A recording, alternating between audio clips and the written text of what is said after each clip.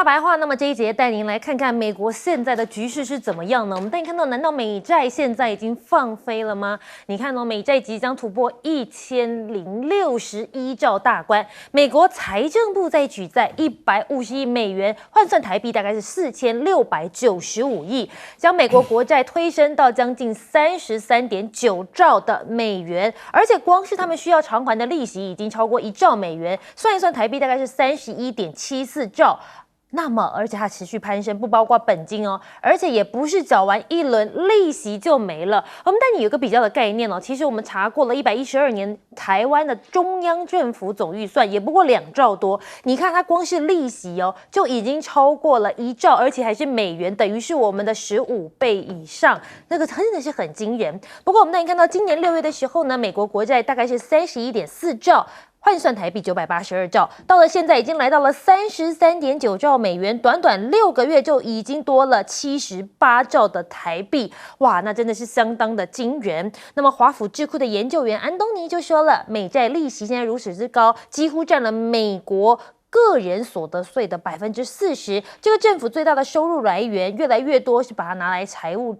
偿还这些债务，甚至干脆就不要还了。美国财政部最近发布的月度财务报表显示，今年10月已经偿还了27.8兆的台币美债利息，这几乎是去年10月的2倍。那有人就说，这是不是跟这个有关系？也就是大炮一响，黄金万两，而且现在美国也没有能力来支付这些俄乌战争，甚至是以巴战争，所以只好不断的印钞票了吗？我们带你看到是中国的好朋友季辛吉呢是过世了，习近平以个人名义来追悼季辛吉，向拜登致电呢，还说这传承中美人民的友好事业。那么呢，他说季辛吉是世界知名的战略家，也是中人民的老朋友跟好朋友，中方愿意跟美方一道，将中美人民友好事业传承下去，推动中美关系稳健的发展，为世界和平发展做出应有的贡献。大陆的外交部也说了，中美要发扬季辛吉的眼光、勇气跟智慧，中国人民将铭记季辛吉对中美关系的投入、真挚感情做出的重要贡献。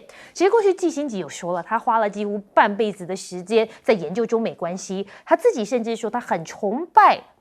中国这个国家。他说我们不应该要求中国跟我们一样行事，中国也不应该期待美国和中国完全一样，我们必须并肩前行，但不一定以同样的节奏跟步伐。而其实过去季辛吉已经访问过中国大陆，真的不下上百次。季辛吉还说呢，我有自信习近平会接我的电话。曾经跟北京交手的时候呢，有创下纪录。季辛吉甚至讲到，他是史上的第1位大陆历任领导人都交过手的美国人。那么甚至大陆的环球网还说，季辛吉就像是一面镜子，他有很重要的外交理念，他会从历史角度来审视这中美的关系，不是像一些西方的精英认为的那样需要带着长大。他说了，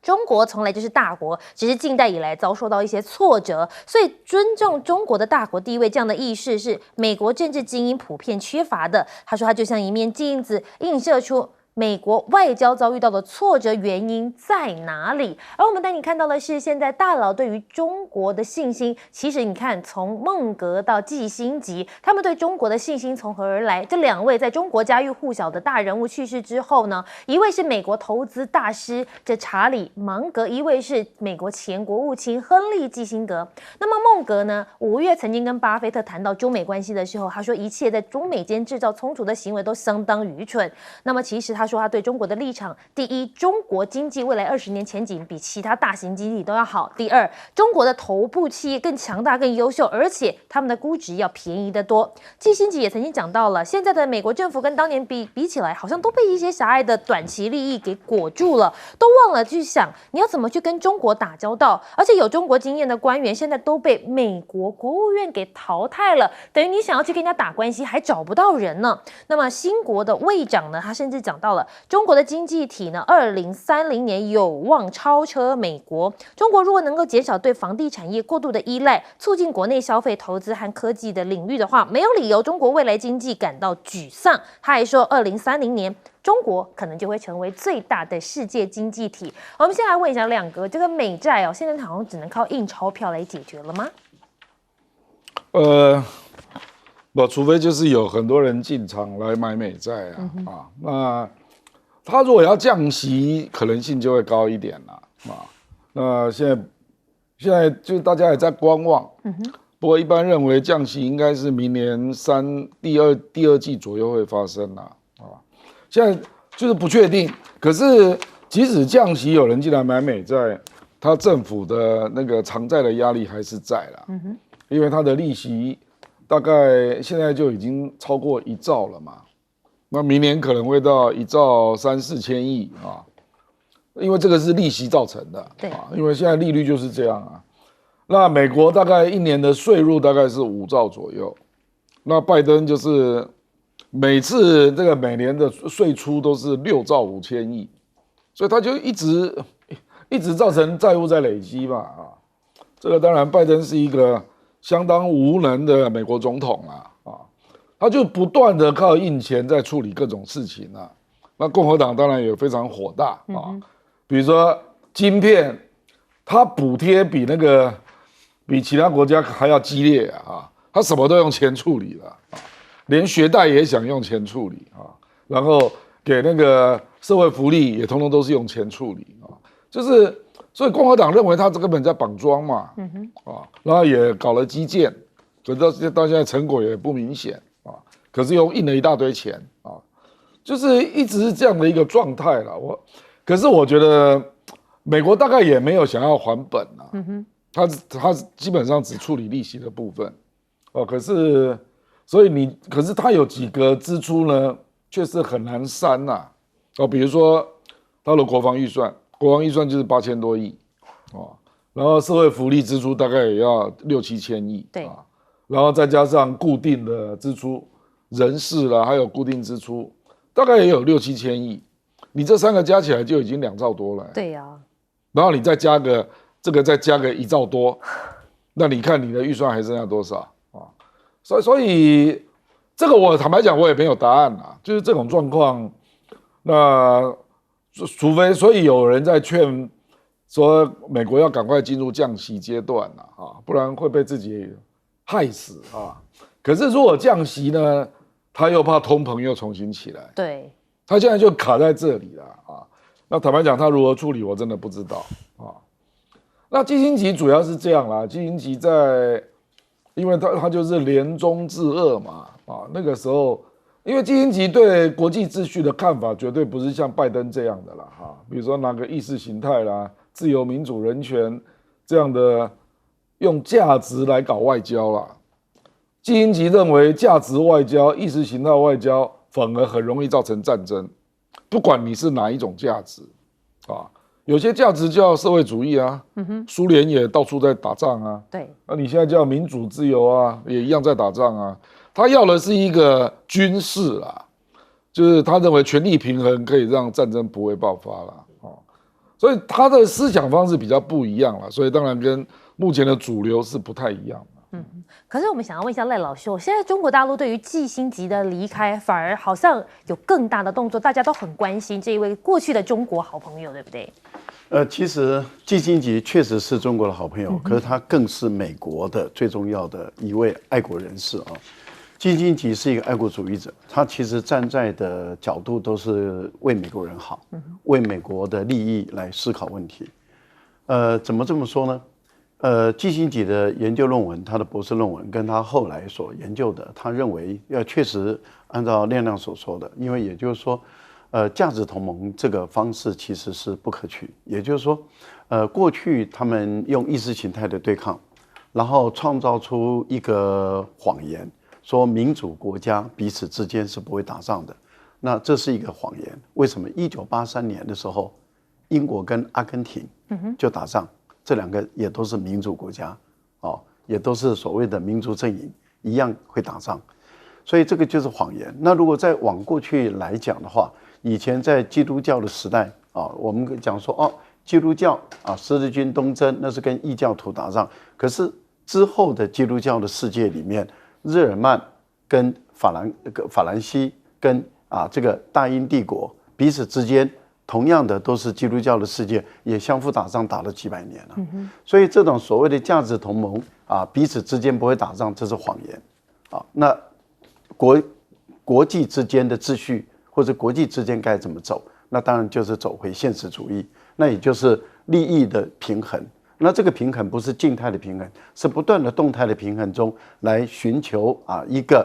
避免战争。而战争事实上在人类的历史中，它并不是一个变异的现象，它是常常出现的现象，也就是这是一种体罚的行为。常常国与国之间要体罚任何一方的时候，那么采用这个经济手段，那就是经济制裁，也采用这个武力手段，就是体罚，也就是战争。这是一个很有效的一个方法。好，那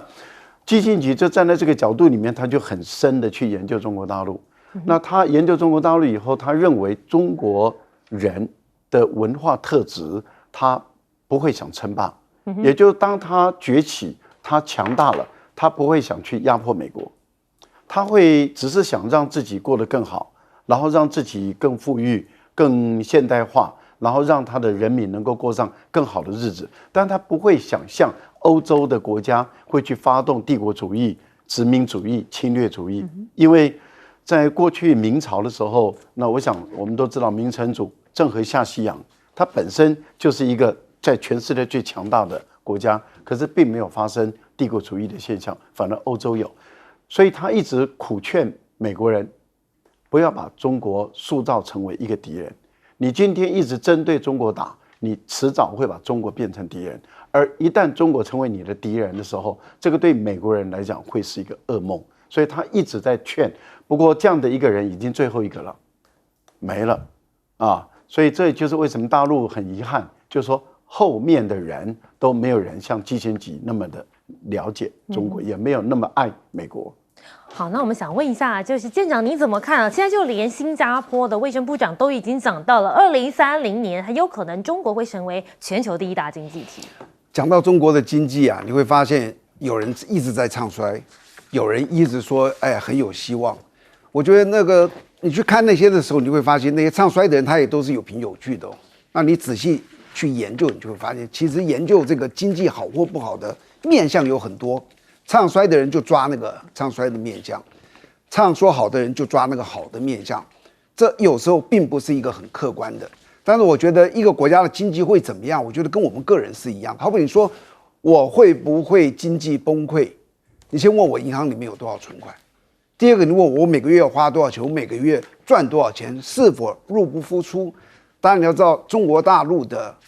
外汇存底是3兆多，全世界第一名，第二名是日本，大约是它的1/3，这是第二，你就知道它有多少的存款。在中国人民的储蓄率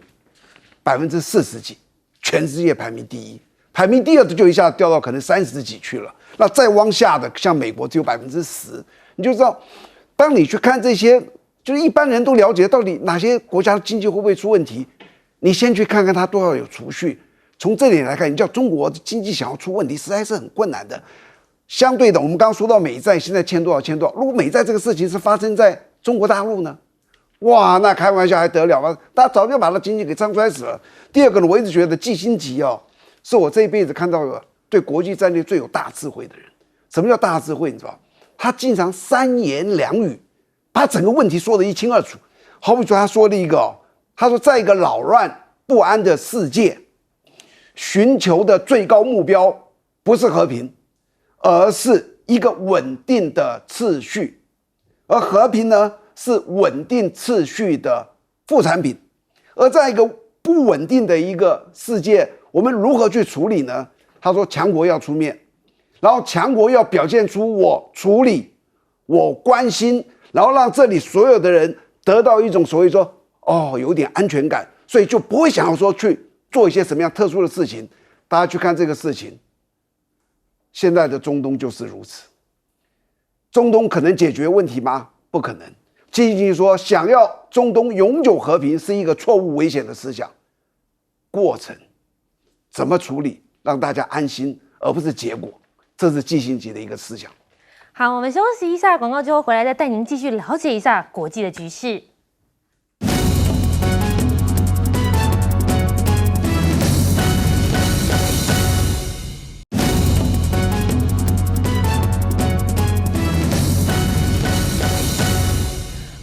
到新闻大白话，那么这节要带大家来谈谈哦，现在到底是什么样子的局势呢？因为其实在中国大陆的热搜排行榜，除了这中国好朋友季辛吉有上热搜之外，但第1名竟然是习近平要帮机器人来取名字。我们可以看到呢，习近平呢，他3年来第1次赴到上海去视察，还释出了聚焦经济跟科技创新的讯号。那么中国国家主席习近平说要深入推进长三角的一体化发展，进一步提升创新能力、产业竞争力、发展能级，以及率先形成更高层次的改革开放新格局。只不过你可以看到的是，在习近平11月28号到29号在上海市考察调研，释出了3个讯号。第一个就是金融要更好服务实体经济，再来就是中国式的现代化关键就在科技现代化。第3个就是城市建设要坚持以人民为中心。不过跟习近平同框的人形机器人，现在大家更加好奇了，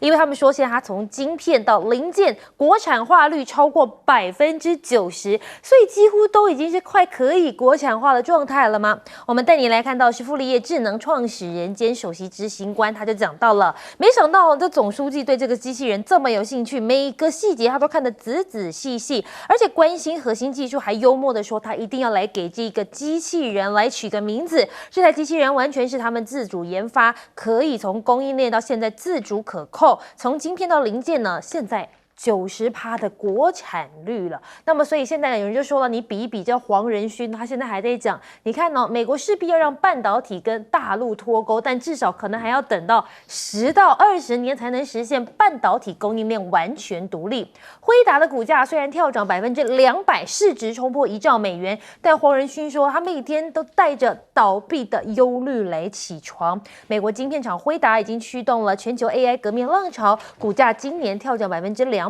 只不过他就说了，他真的是很担心。但是我们现在带您看到的是，担心是不是没来由的吗？因为有原因的，是为什么？因为呢，这个美国总统拜登呢，接下来可能还是要来力拼连任，美国接下来可能还是由他主导。不过他最近又失言了，怎么回事？一起来听听看拜登怎么说。But I am friends with your leader, Mr. Moon. We're good guys. We could use it to strengthen the Social Security and Medicare system instead of cutting them, or like Congressman Trump and Bo want to do. And I said this to Deng Xiaoping in the Himalayas, and I've said this to every world leader. It's never been a good bet to bet against the American people. 你可以看到拜登是不断的结巴又口误，很多人说熟悉的拜登是不是又回来了？他说呢，他还告诉在场的南韩企业领导人，我是你们的领导人文在寅先生的朋友。有人就说到底是口误还是认知有问题呢？只不过现在我们可以看到呢，拜登现在问题真的很多，尤其是现在要担心后院失火了吗？因为又要爆发战争了吗？巴西情报局说委内瑞拉可能入侵盖亚那，巴西情报机构就说了，建议巴西军队增强边界的防卫，因为委内瑞拉呢，在未来几天非常有可能对于盖亚那共和国发动军事行动。委内瑞拉的官员就说了，其实呢，南美洲的盖亚那认为初步协议具法律效力跟约束力，2018年向国际法院请求维持这样子的立场。那么俄新社也说，巴西增派一支部队以保卫北边的边境，很多人就觉得说，是不是接下来要打仗了呢？根据塔斯社的报道显示，美国陆军军官特地赶往南美会见了盖亚那同行，那么双方有意加强军事合作，提高两国应对安全威胁的军事准备和能力。那么盖亚那归属关乎于美国的石油利益。2015年，艾克森美孚公司在盖亚那附近的海域发现石油，这地区也是紧邻这个埃塞奎博这个地区。只不过我们可以看到的是，现在战争成了中美新角力的战场了吗？总觉得有好多战争哦，包括了像是俄乌战争，中俄元首谈乌克兰战争。陆媒说，这个北京现在很有诚意，释出希望呢，他们可以赶快和谈。那么以巴战争，大陆的中东特使翟俊啊会晤俄罗斯的副外长，说也愿意跟俄罗斯推动以巴冲突的降温，甚至在11月22号金砖以巴峰会，习近平还说以巴应该立刻停火。阿拉伯伊斯兰国家外长代表团到了大陆去的时候，王毅也说，中国将致力于恢复中东的和平，所以大陆在中东的问题上态度更加积极。有人就认为说，这是不是其实是跟石油是息息相关的？我们就来请教一下这个亮哥，你怎么看这个机器人竟然上热搜，而且只因为习近平要取名，这是不是背后有一些含义在？不，那个本来就是人工智能的一环呐，人工智能有软体也有硬体的部分啊。那习近平事实上这次去上海，他主要还是看金融业啦。金融业因为这个中小企业的贷款真的不容易啦，那他讲这个所谓资源实体，事实上不只是企业融资的部分，可能也包括那个上市啊，来在资本市场募集资金的部分啊。那因为他前一阵子都在打贪嘛，说金融防腐啦，所以就让呢大家担心啊，说他是不是又是整顿高于发展？那他不是去旧金山有400家企业美国的代表，对，跟他一起吃饭嘛？那跟他同桌的都是金融界的，所以我觉得美国的金融界也是对中国有兴趣啦，可是他们想要了解中方的政策啦，就是说是不是还是以这个反贪啊、打贪啊，还是反间谍法啦这种东西为主啦？那这个让美国的金融服务业就当然会害怕嘛，所以我觉得他就是来，就是这个有点，当然没有到邓小平南巡那个分量啊，可是就说他就是来看一下金融业，那就释出更多善意了啊。事实上，中国大陆你可以看到，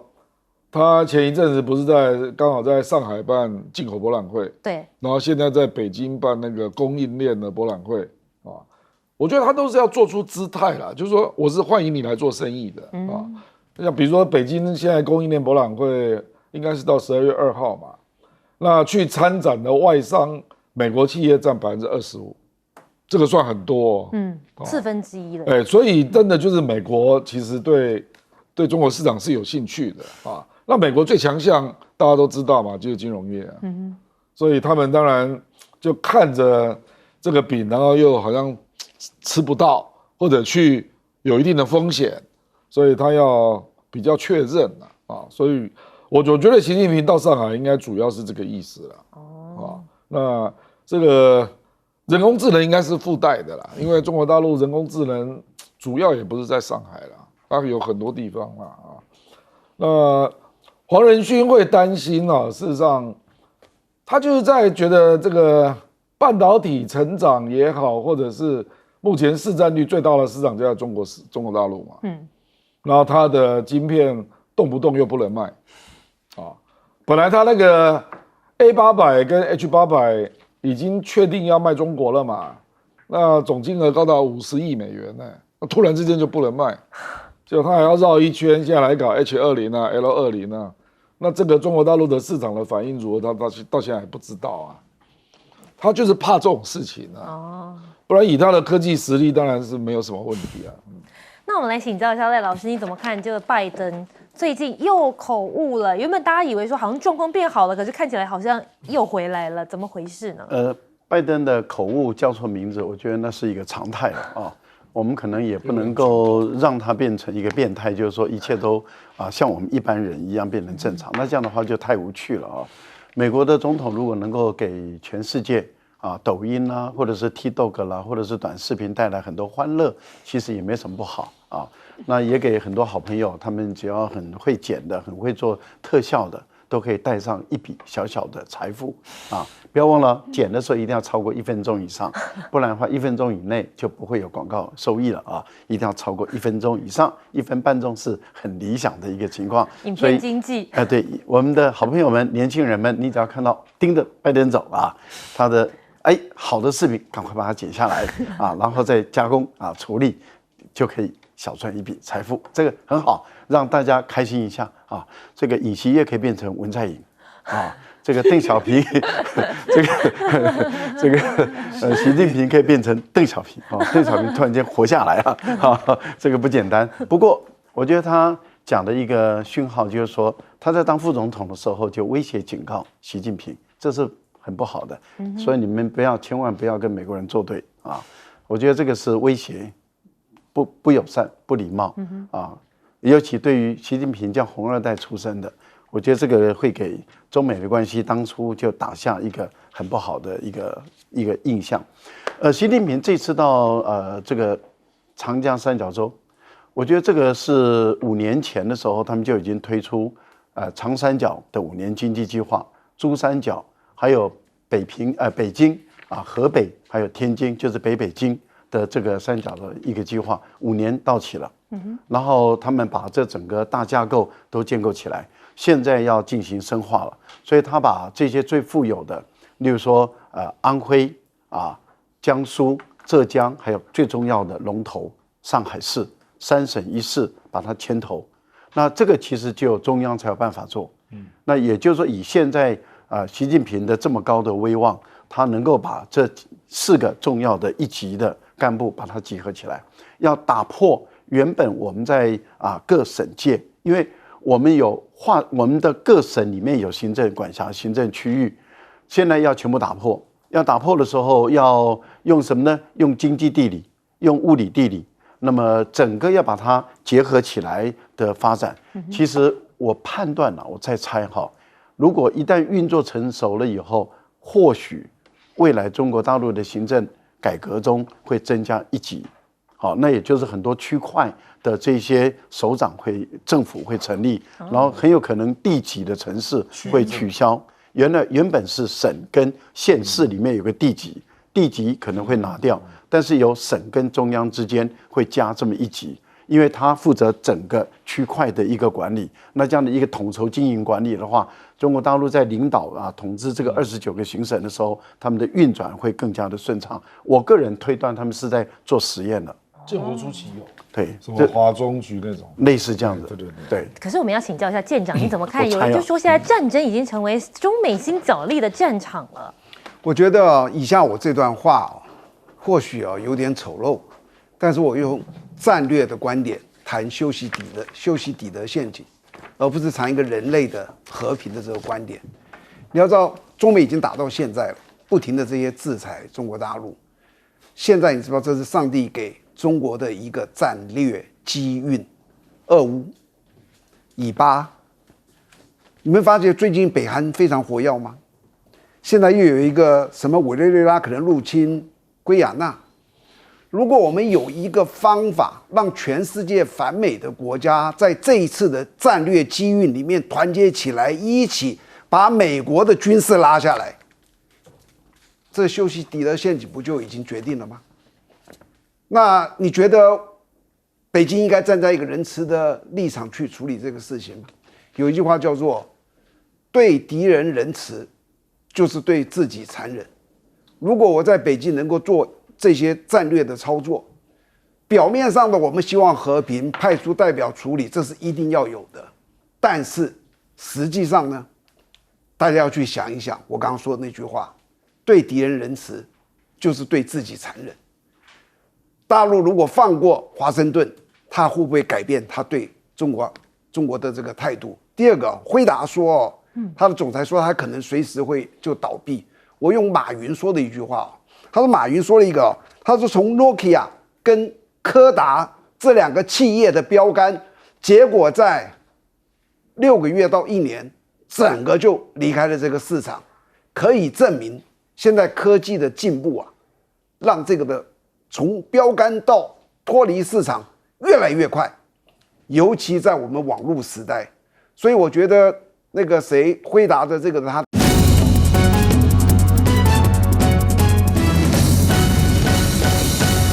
欢迎收看《新闻大白话》，我是韦佳琪。这节我们要带您从国内政事聊到国际局势。那么加入我们的来宾，包括有耶鲁政治学博士郭正亮亮哥，午安；大家平安。还有我们的国际政治专家赖岳宪赖老师，午安。主持人好，观众朋友大家好。还有我们的前张千舰长黄周辉，主持人各位观众大家好。好，那我们来带您来看到的是这一节，我们先带大家来讨论一下国内的局势演变成如何呢？尤其在蓝白合破局之后，当然了，国民党现在走出自己的路，那么找来了赵少康当副手，只是当民进党遇见赵少康之后，是不是要开始紧张了呢？尤其呢，前一天呢，这个赵少康不是说自己呢就像赵子龙一样要来帮忙打天下，民进党紧抓这个梗说，难道这个侯友宜是阿斗吗？今天呢，这赵少康也做出回应了。他说赵子龙是为刘备打天下，他是替侯友宜打天下，两肋插刀，无怨无悔。怎么说的呢？一起来听听看。赵子龙是帮刘备打天下，我是用这个来比喻选举我可以冲锋陷阵为我们友谊兄打天下，打下来当然是他总统嘛，他还是总统啊，中华民国的总统啊，副总统就是备位，这么清楚。侯友宜兄能够这样邀我一起来选举，我跟各位讲，两肋插刀，至死无悔无怨，真的是这样。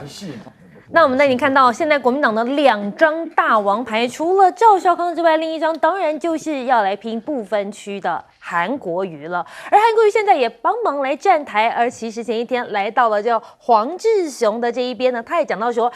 你不要说蓝白有6点协议你看他们结婚前有6点协议。他说，因为这2个人都是跆拳道高手，婚前可能有6点协议，老公生气老婆不要讲话，老婆生气老公不要讲话，不然2个人都是武林高手。结果他也讲到了，这黄志雄的对手是苏巧慧的爸爸秃头，刚刚好他也是秃头，怎么感觉自己好像比较受欢迎？他说我有信心，好像长得比苏贞昌再清秀一点。一起来听听看韩国瑜怎么说。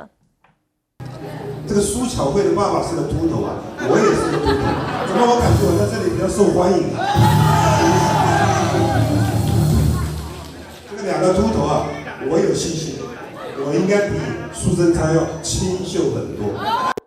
不过讲到了这个金句王韩国瑜，当然不止讲这个，他还讲到了，其实民进党过去也有很令人尊敬的一个人，他就说是陈水扁。他说过去他从3级贫户一跃而上，当上了中华民国的总统，他认为是最伟大的总统，但是就因为贪污，全部都屁撂撂了。他是怎么说的呢？一起来听听看。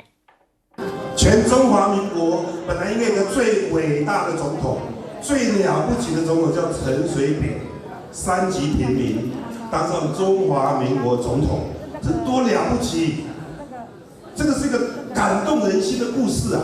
这是要一代传一代的故事啊！这台湾民主多宝贵，结果贪污毁掉了。30年前清廉勤政爱乡土的民进党不见了，他们现在堕落、贪污、腐败。眼中只有钱，没有人民。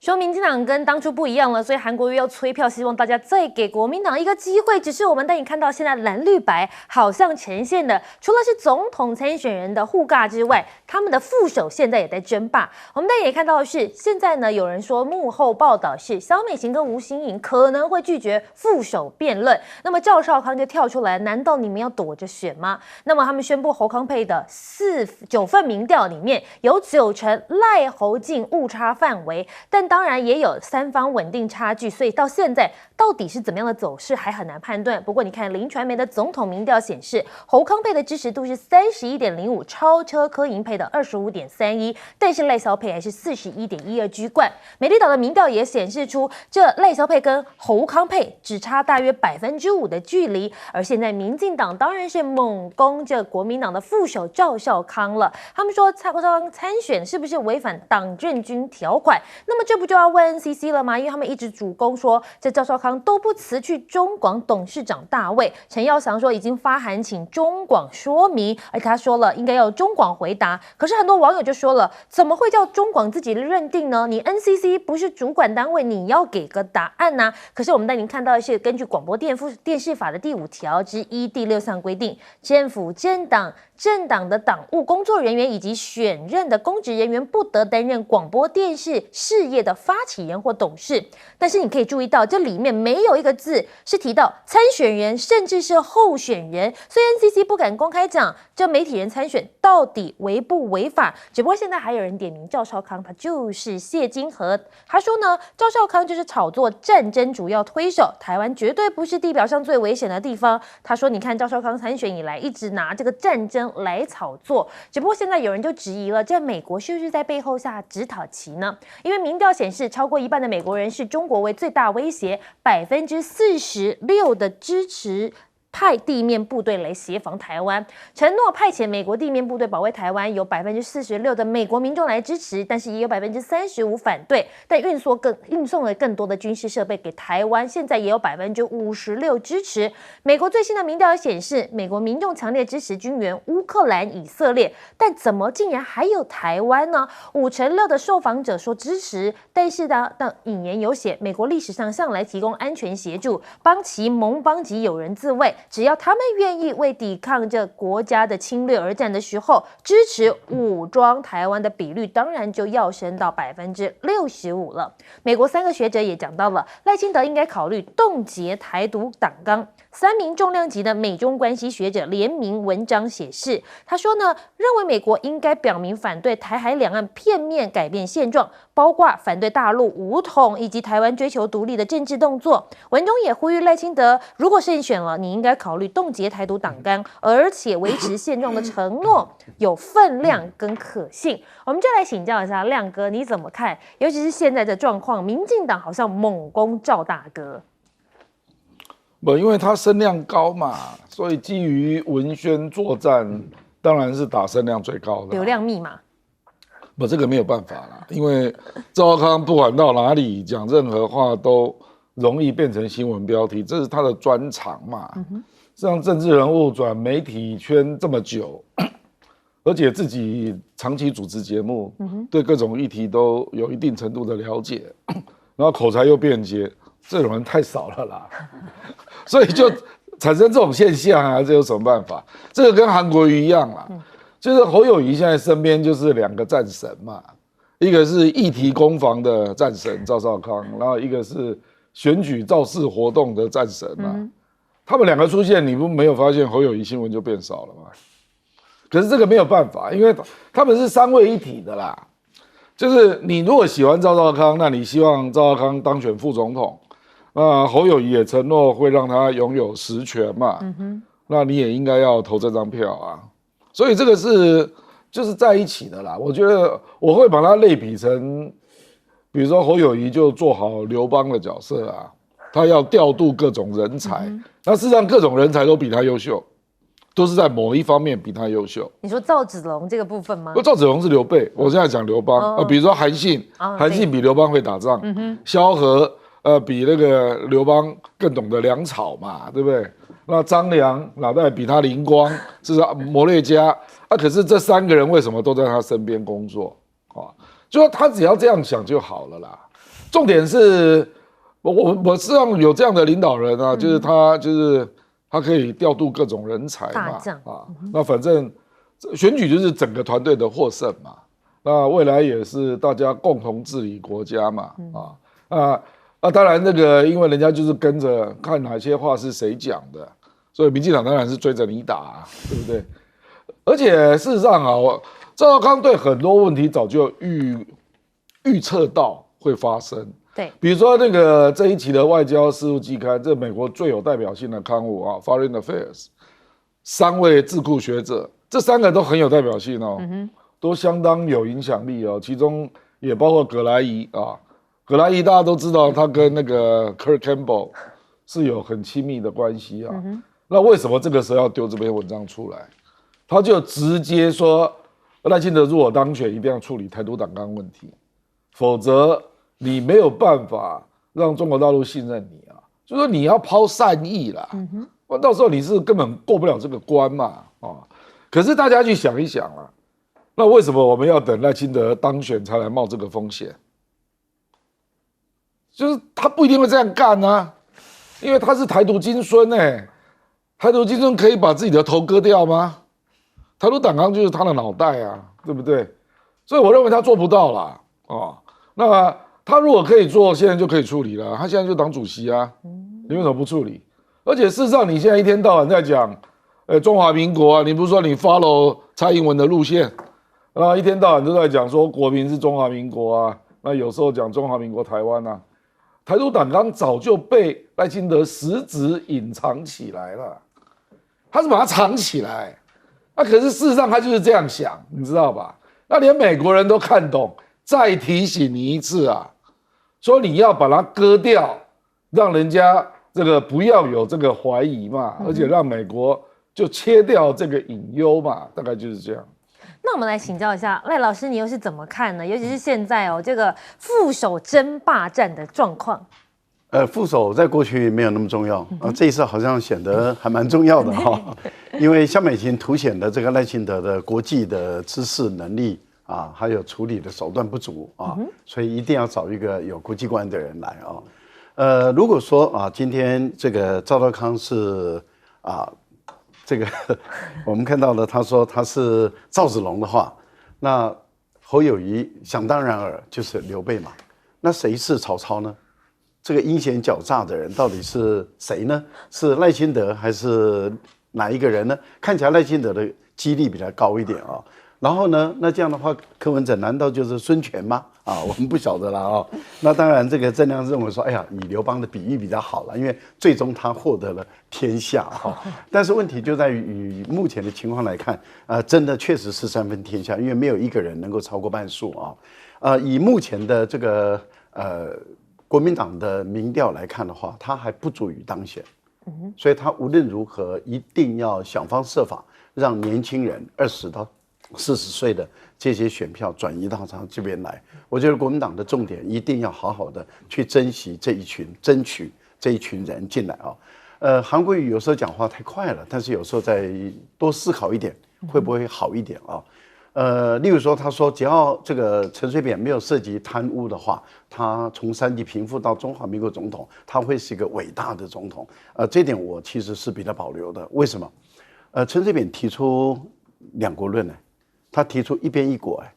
他造成两岸之间关系非常紧张，也造成这个美国跟台湾之间的关系非常紧张，中美的关系也很紧张。所以那个时候呢，两边都感觉都快要打起来的。我觉得这不是一个伟大总统可以做的事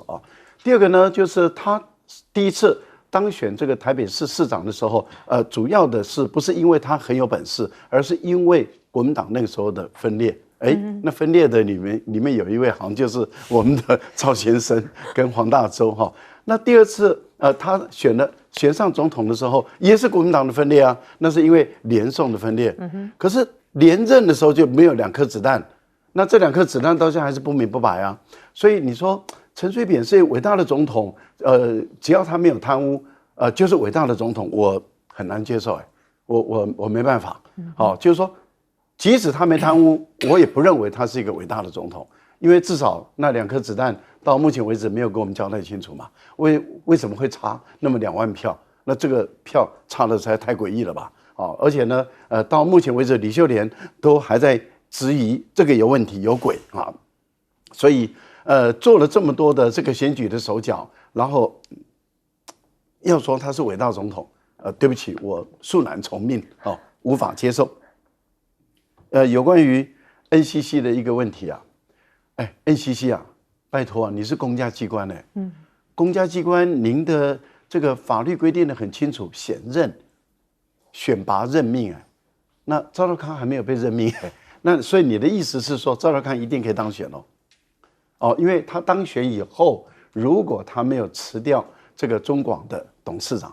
那你可以根据这个法来办。但是他现在还没有当选嘛，还在选举过程中嘛，所以根据这个公务人员的定律也就是说这个解释很明白，就是选拔任命，还没任命，所以没有涉及违法。你也清楚的知道没有涉及违法，只是你的老板那一位，如果以三国来讲的话，有点像曹操的那一位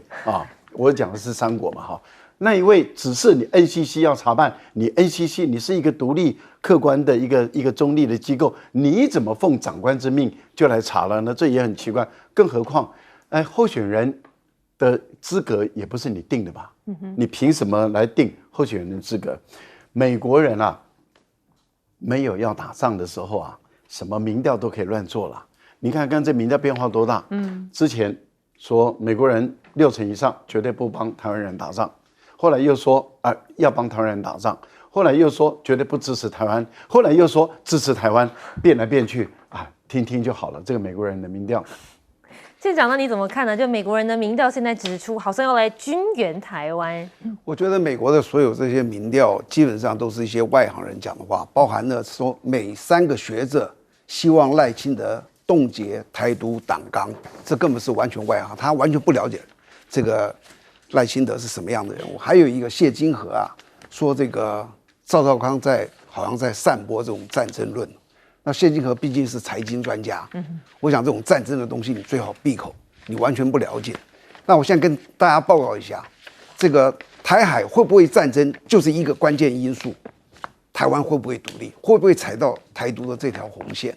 那你可以去看哦，现在3个总统候选人，你不必我说明了，3个一定是赖清德最毒嘛，对不对？他表现的最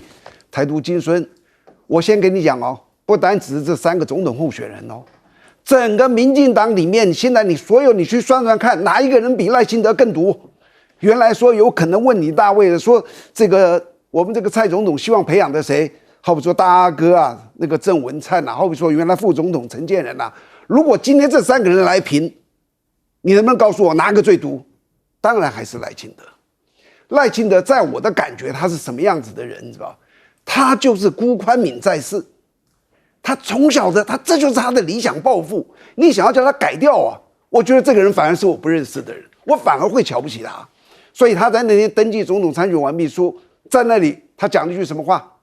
我们两岸绝对不能走回一中的老路。